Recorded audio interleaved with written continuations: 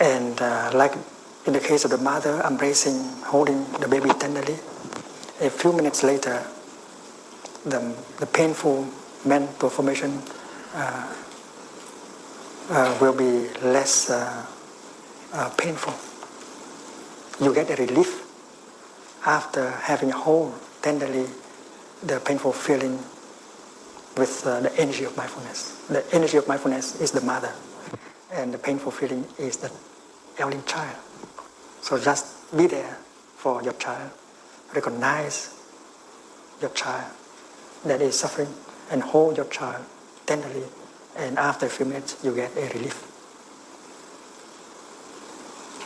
So mindfulness, first of all, has the function to recognize, and then to hold, and to bring a relief.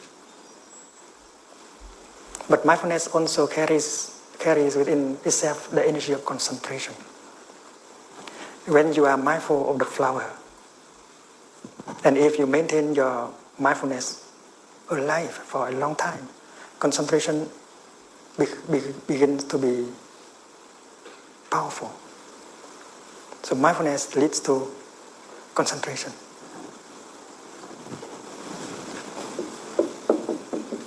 Mindfulness leads to concentration. And with concentration, you can take a deep look into the nature of what is there. That is deeper. That is a deeper level of meditation. First you recognize, and then you look deeply. And if you look deeply with concentration, you discover the roots. You discover the very nature of what is. And with that kind of insight, with that kind of understanding, you can be liberated from that kind of sorrow, pain, anger, or despair. So mindfulness is a kind of energy that contains within itself the energy of concentration.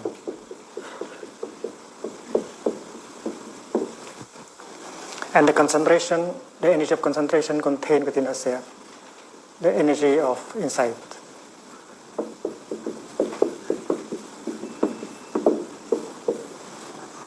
And insight is the factor of liberation.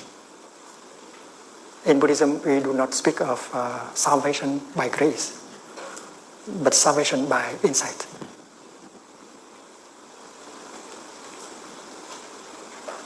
And insight comes only when you have a strong concentration.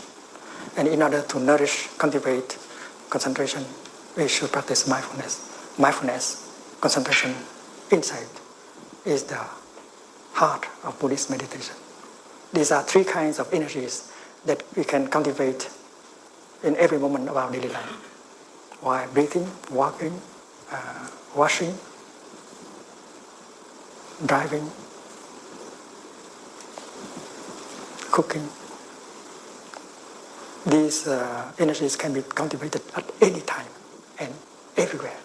Even when you drive your car, it is still possible for you to practice mindfulness of driving and concentration and getting the insight.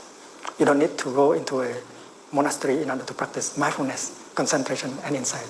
Although the atmosphere of the monastery is very supportive to that kind of practice.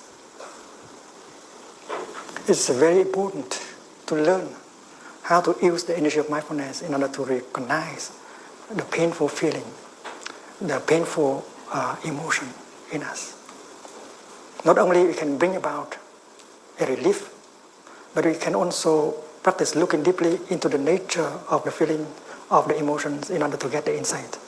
And once we get the insight, we are liberated from that painful emotion like a fear, despair, anger.